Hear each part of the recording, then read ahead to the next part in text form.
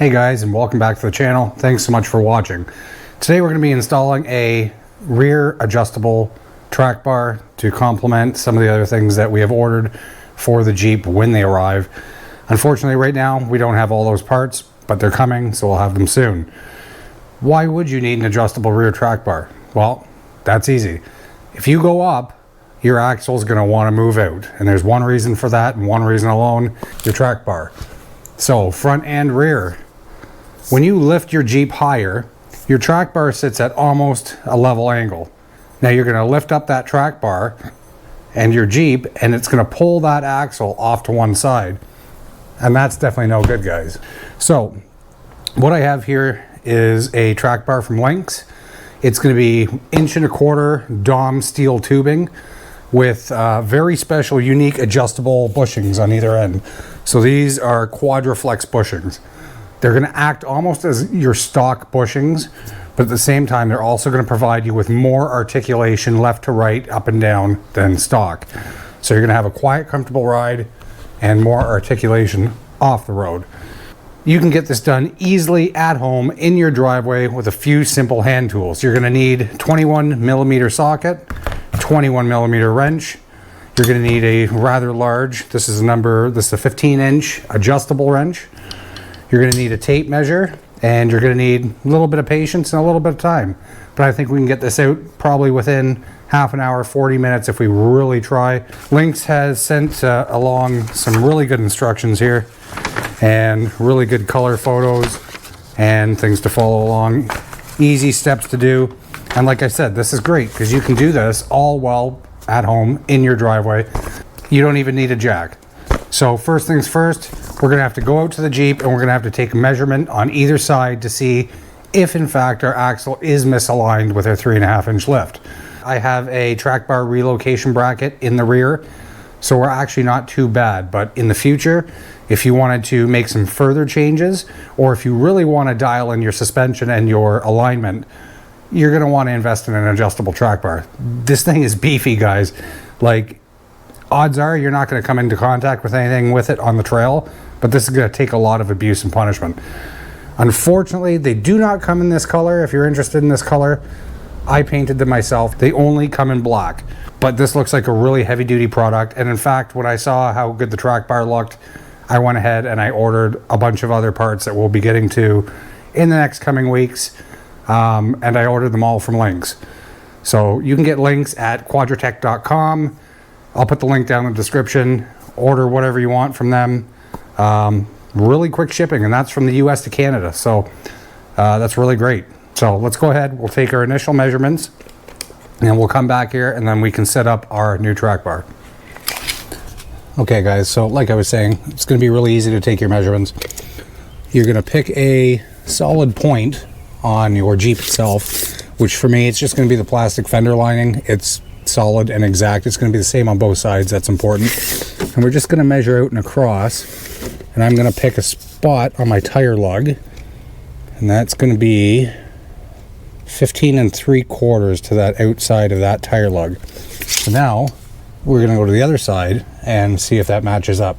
Guys, like I said, we're going to do the same here on the other side. We're going to go from the same spot and the same tire lug, and we are going to sit roughly, okay, yeah, so we're sitting roughly 15 3/4 inches. So our back is actually on track, which is probably due to the relocation bracket. So now we can go ahead. We know that we're on track where we are. So all we now have to do is take off the old track bar, bring it inside the garage. We'll do some measurements from eye to eye on the track bar, and we'll set our new track bar up. So let's go ahead and take the old one out now. Okay guys, so we're going to start at the axle side of the Jeep here, and I've got my 21mm wrench, the rear side to us, and these are going to be on really tight, guys, so you got to pack on it. So let's go ahead, we'll remove this side, then we'll remove the other side.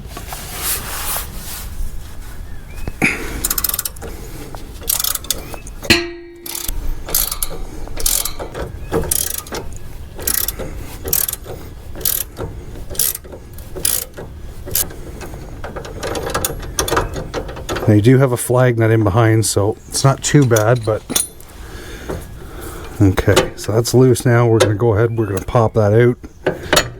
That's now going to sit loose. And let's move over to the other side. Guys, moving over to the other side here, the only issue I see, and this is only because of the lift, we might have to actually remove the sway bar from the end link and rotate that out of the way. I'm not sure yet. I'm going to give it a shot, see if we can get it out without, but we'll see. Might have to do that.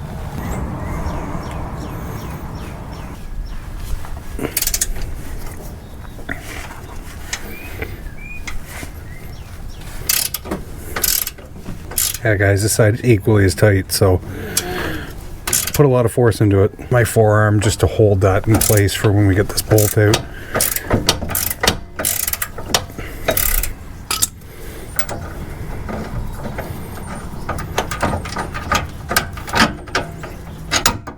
Oh, perfect. So the bolt did clear. We're lucky. I thought for sure we might run into issues with the sway bar here, but we are good. What we're going to do, we're going to take off.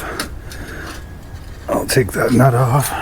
Now we can pull the track bar down and out. Let's go take some measurements. Okay guys, so first thing we're going to do, since we have this measured out, is I'm actually going to unthread this joint here all the way out. And I'm going to put on some anti-seize.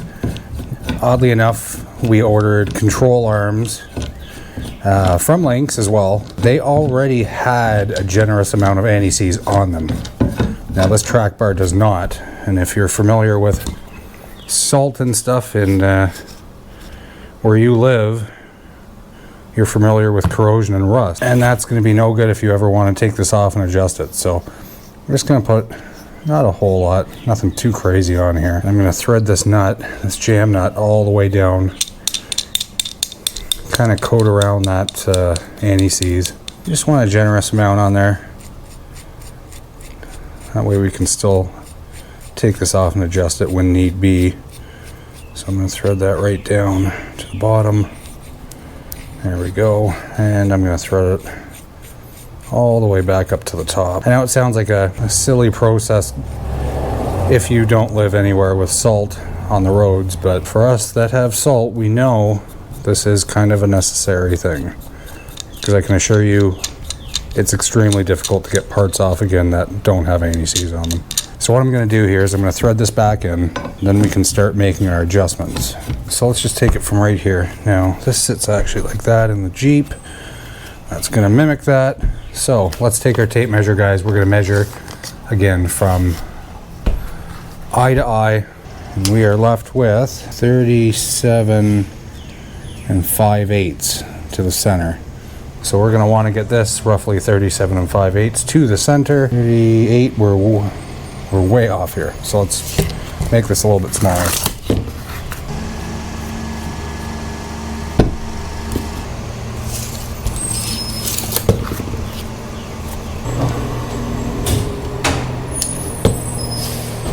Okay guys, we are 37 5/8. Now the other way to do this is to use the bolts.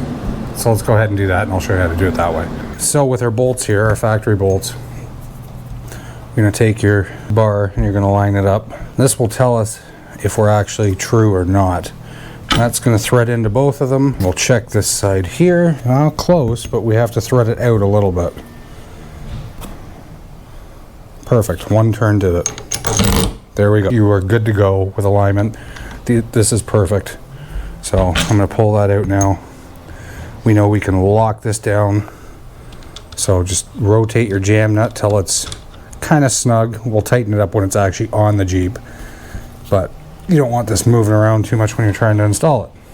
Now we can head out back to the Jeep. We know our measurement. Before we were 15 3/4 from the Jeep to the outside of the tire on both sides. We're pretty much dead on. So now once we go ahead and install this, we can crank it down, we'll torque it up, and then we'll take another measurement of the outside of the Jeep and make sure that we're still on the same page. So let's go ahead and install the new one. Guys, so let's go ahead and get this reinstalled. I will note here that you do want the non-adjustable side of the track bar to be on the axle side. Go ahead and line that up again. It is a tight fit, which is a good thing. So now that we have that, we'll get our flag nut We'll go on behind, we'll tighten that down too. We're just gonna snug this up for now on this side. We still have to try to torque everything down. Okay, so we're snugged up on that side for now.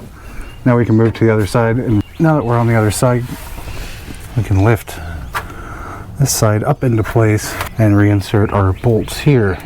We'll have to go from the top here, and we'll just reposition that bolt in. It might take a little bit of wiggling, guys, but you'll get it in. Perfect. And we can go ahead and take our nut,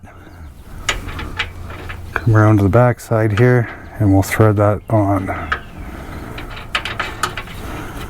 Now we can go ahead and tighten everything down. Now I will say this is the good thing about doing this on the driveway with all of the Jeep's weight on the ground. If you had the Jeep up in the air, you would not want to do this. You would not want to tighten this down with the Jeep in the air. It's going to just give you a whole bunch of binding issues that you don't want. We can go ahead, tighten that down. We can go quite a bit because we know torque spec on this is 130 foot-pounds. And the jam nut itself is going to be 150 pounds. I'll put the actual number in the description, and I'll put it right down below so you can see. But I know pretty much where we have to be, so.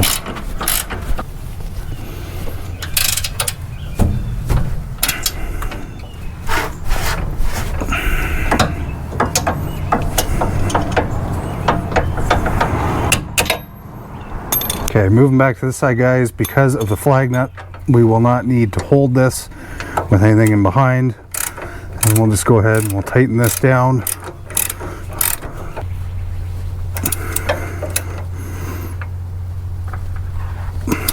Like I said, guys, it's going to be as easy as that to install your rear track bar. Honestly, it takes a little bit of time, takes only a few hand tools, and you can easily do this in your driveway without use of a lift or anything else. The torque specs are going to be on axle and frame side, 125 foot-pounds of torque, and that jam nut's going to want to be torqued down to 150 foot-pounds of torque. In order to do that one, you are going to need a crowfoot attachment for your torque wrench. I actually don't have one that's going to fit this, so I did it as tight as I humanly possibly could, and I'm going to have to revisit it with a torque wrench and a crow's foot in order to tighten that completely down. We do have a lot of other videos planned soon, guys. We have control arms that we're going to be doing. Still waiting on the rest of the parts to come in, but we will be doing those shortly.